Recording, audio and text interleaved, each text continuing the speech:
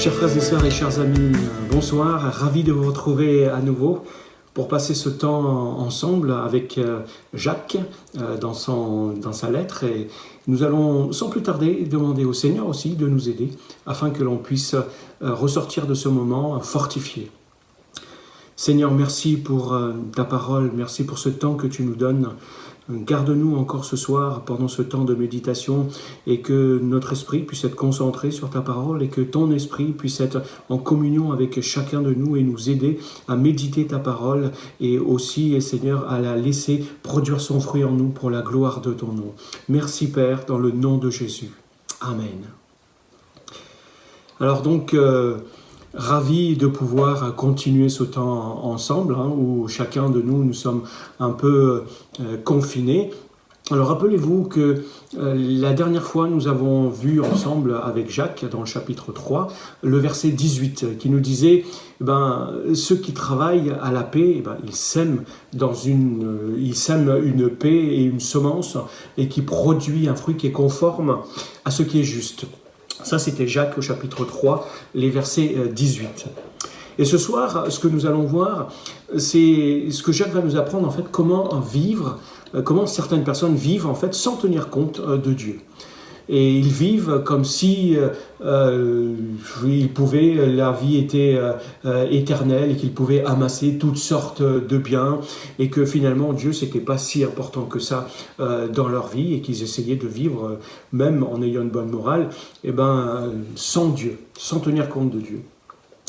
Un jour, un de mes collègues toujours, a voulu savoir s'il pouvait, lui, vivre en tant que chrétien, mais sans tenir compte de Dieu. Et il vivait comme si en fait Dieu n'avait pas d'importance. Il s'essayait d'avoir une bonne morale, une bonne vie, mais sans faire ce que Dieu lui demandait. Et je me suis posé la question de savoir est-ce que c'est vraiment possible dans une vie ici-bas.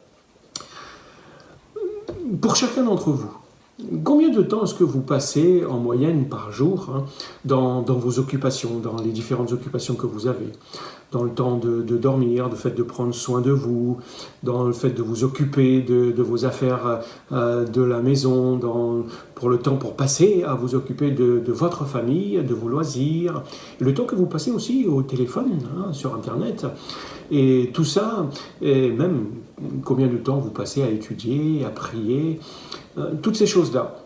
Mais comment est-ce que vous tenez compte finalement de Dieu dans ces différents aspects de votre vie? Est-ce que nous pouvons vivre d'une façon sensée sans tenir compte de notre vie? Est-ce que c'est possible? À quoi ressemble en fait le fait de vivre comme si Dieu n'avait pas d'importance? C'est ce que Jacques va nous dire ce soir. Il va nous rappeler que notre foi doit être en action, une foi active.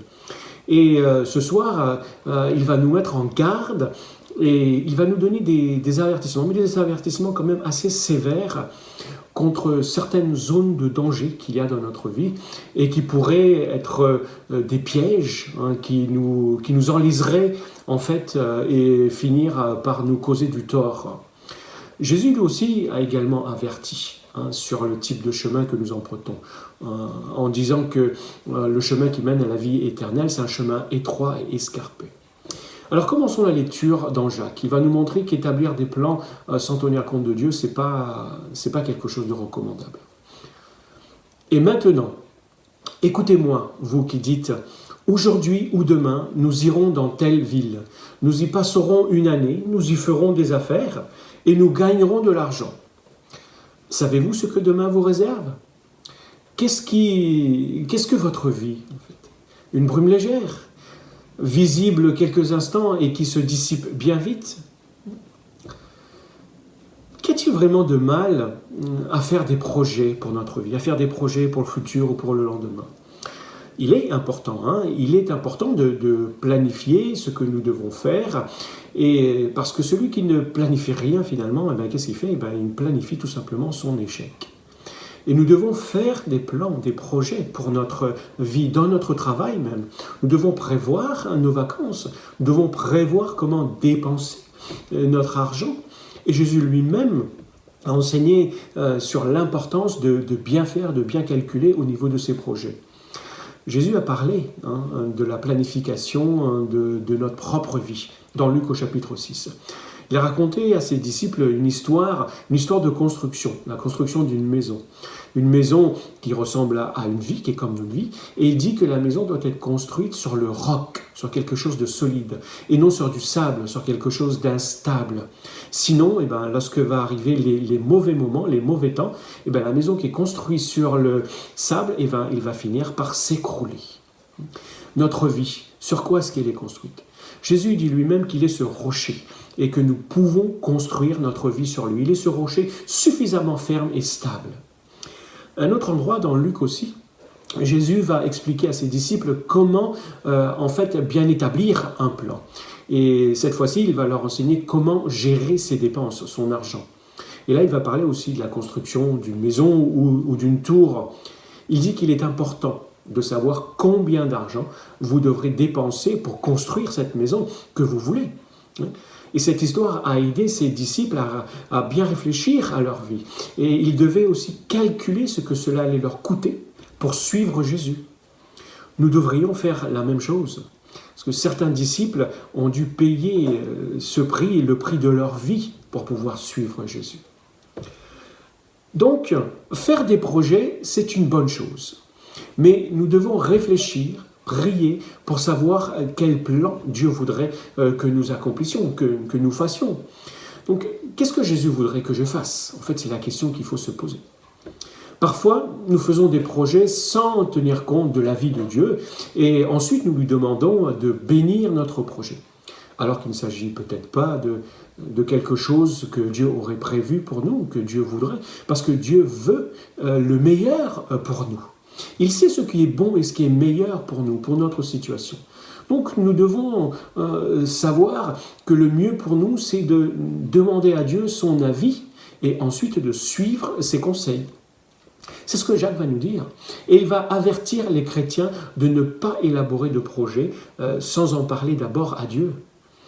Le projet dont il parle, dans le verset 13, semble un bon projet, un projet qui est juste pour ceux qui vont travailler, ils investissent. Mais il manque quelque chose dans le projet de ces personnes. Leurs intentions ne montrent pas qu'ils pensent d'abord à Dieu. Ces personnes ne pensent qu'à gagner de l'argent, à s'enrichir, à leur propre intérêt. Et ils n'ont aucune intention finalement d'utiliser cela pour aider les autres ou même pour servir Dieu. Ces personnes n'ont pas pensé à ce que Dieu aurait voulu d'abord et lui demander son avis. Voilà en fait à quoi ressemble un projet qui ne tient pas compte de Dieu. Jacques recommande une meilleure façon de faire, une meilleure pratique. Nous devons toujours nous rappeler que nous ne savons pas ce qui va se passer demain. Nous ne connaissons pas nos lendemains. Nous devons toujours nous rappeler que nos vies sont entre les mains de Dieu, que c'est lui qui décide. Notre vie, c'est comme un brouillard qui apparaît aujourd'hui le matin et qui, dans la même matinée, disparaît. Nous ne serons peut-être plus là demain. Lorsque nous élaborons un projet, un plan pour l'avenir, nous devons savoir que nous ne réaliserons ce projet que si Dieu le veut. Nous devrions établir nos projets en tenant compte de ce que Dieu désire, en tenant compte de Dieu, en l'impliquant dans notre projet.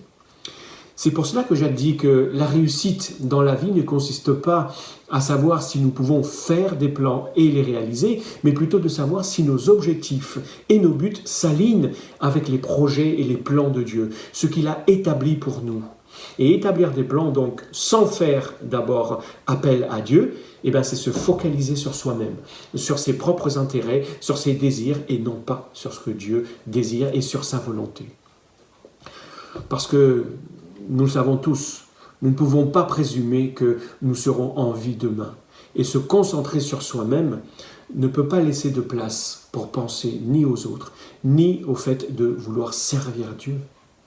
Et c'est ce que Jacques va nous dire dans les versets suivants, que ceux qui ne tiennent pas compte de Dieu ne pensent pas aux autres.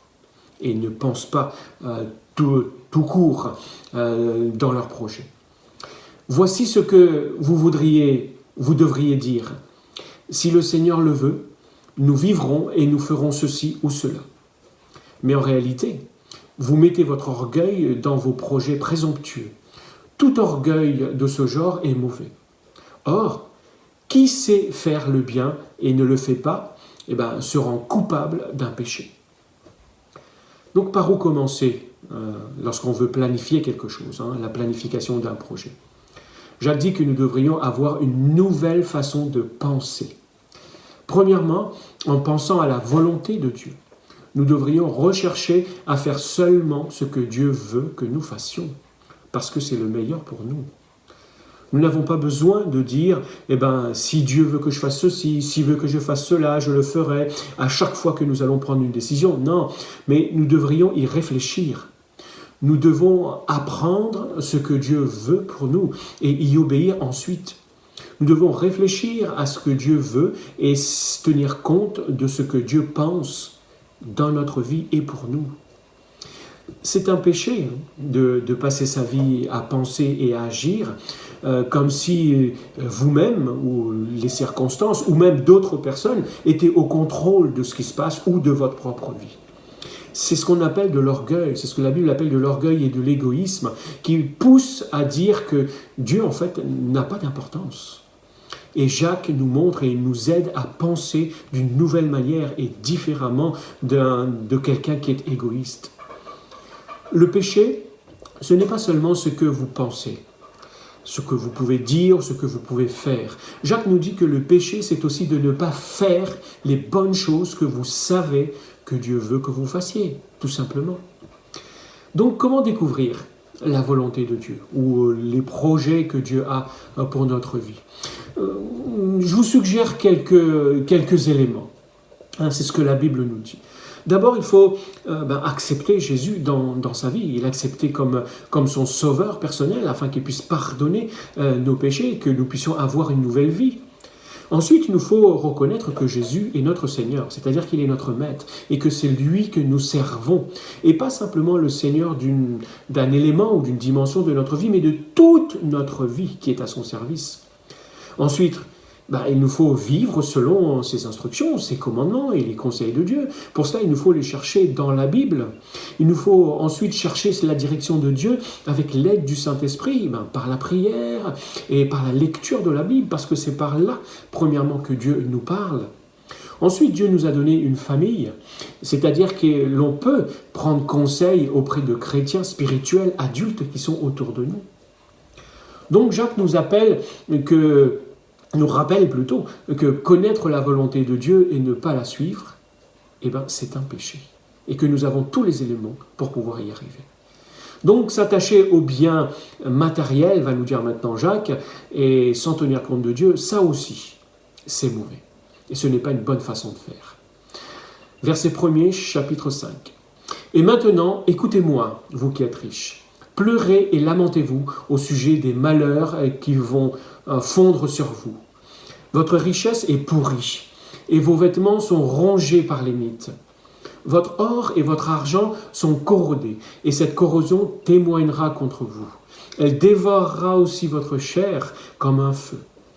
Vous avez entassé des richesses dans ce jour de la fin. Pour quelle raison Jacques demande-t-il aux riches de se lamenter et puis de pleurer sur leur propre sort? Parce qu'ils sont riches? La Bible parle beaucoup des riches et de la richesse. En fait, la richesse n'est pas mauvaise en soi, mais beaucoup de mauvaises choses peuvent arriver à cause de l'amour de l'argent. Et Paul va dire à son jeune Timothée, il va lui dire que l'amour de l'argent, c'est la racine de toutes sortes de maux. La richesse et les biens matériels, c'est une bonne chose, mais ça ne dure pas et il faut savoir bien les gérer. Jacques nous prévient. Il nous dit que le fait de garder les richesses pour soi-même, de les entasser, peut causer beaucoup de soucis et de problèmes dans notre vie.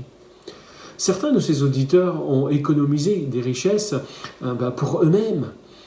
Et ils vont découvrir que finalement, dans leurs derniers jours, que leurs richesses n'auront aucune valeur et qu'ils ne pourront pas les emporter là où ils vont. Les biens matériels peuvent bien souvent nous laisser croire que nous sommes des gens importants. Mais Jacques va être très sévère avec ces gens-là. Il va leur dire qu'il va mettre plutôt en évidence que ce qui est important ou pas, on le montre dans l'utilisation que l'on fait de notre argent. Est-ce que nous le partageons? Est-ce que nous nous en servons pour aider les autres? Est-ce que nous nous en servons pour servir Dieu, pour son royaume? Ou est-ce que nous en servons rien que pour nous-mêmes? Nous voyons à nouveau que l'orgueil et l'égoïsme sont vraiment les problèmes fondamentaux de l'être humain. Nous ne devons pas être égoïstes avec les choses que Dieu nous donne et qu'il nous permet d'avoir, parce que Dieu voit et connaît toutes choses, même les motivations qui sont à l'intérieur de notre cœur. Posez-vous ces quelques questions. Est-ce que j'accumule les richesses pour moi-même, plutôt que de les utiliser pour servir Dieu dans son royaume et pour bénir les autres? Est-ce que l'argent que j'ai pu accumuler, les richesses, mes biens, est-ce qu'il y a un objectif derrière tout ça, ou est-ce que c'est juste entassé dans un coin? Qu'est-ce que je fais de mon argent au cours de cette année qui s'est écoulée et au cours des 5 dernières années, des années qui vont venir? Quel est mon objectif avec tout ça? Est-ce que vous envisagez de vous en servir à bon escient? Alors Jacques nous encourage à peut-être trouver une façon d'utiliser notre argent de façon plus judicieuse afin de les engager pour bénir les autres et pour bénir le Seigneur aussi. Donc Jacques continue et va nous dire que vivre avec les autres sans tenir compte de Dieu, là aussi, c'est une mauvaise voie. Vous n'avez pas à payer le juste salaire aux ouvriers qui moissonnent vos champs. Cette injustice crie contre vous et les clameurs des moissonneurs sont parvenues jusqu'aux oreilles du Seigneur des armées célestes. Vous avez vécu jusqu'ici dans les plaisirs et le luxe. Vous vous êtes engraissés comme des animaux pour le jour où vous allez être égorgés. Vous avez condamné, vous avez assassiné des innocents sans qu'ils vous résistent. Ce sont des paroles dures que Jacques dit ici. Donc pensez à certaines circonstances ou peut-être certaines situations auxquelles ça peut faire allusion dans notre monde d'aujourd'hui, dans ce que Jacques vient de dire ici. Peut-être certains patrons exploitent certains de leurs ouvriers à longueur de journée et en leur donnant qu'un faible salaire, et tout ça pour leur bien, pour leur profit de leur propre entreprise. Et ces patrons, généralement, comme le dit Jacques, ils pensent que la fin justifie les moyens. Est-ce que la fin justifie les moyens pour nous? La leçon de Jacques, qu'il nous donne ici, avait commencé déjà dans les chapitres précédents, dans le 2e chapitre, lorsqu'il avait recommandé les éléments de la base de la vie chrétienne, lorsqu'il nous a montré vraiment ce que c'était que la loi royale de Dieu, c'est-à-dire d'aimer les autres et d'aimer Dieu, parce que vous allez aimer Dieu aimer les autres de la même façon que vous aimez Dieu. Vous traiterez les autres comme vous voudriez être traités. C'est ça la loi royale que Jacques a commencé à nous parler. Et il va dire que la même façon dont on utilise cette loi, on peut aussi la mettre en pratique avec notre argent et notre bien. La façon dont nous traitons les autres, donc leur montrera notre foi aussi, ou pas.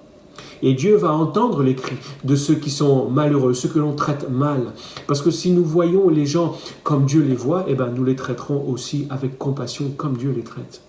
Nous leur montrerons de l'amour et leur manifesterons de l'amour comme Dieu a manifesté son amour à notre égard en faisant ce qui est juste. Donc la véritable foi en action consiste à vivre chaque minute en tenant compte de Dieu.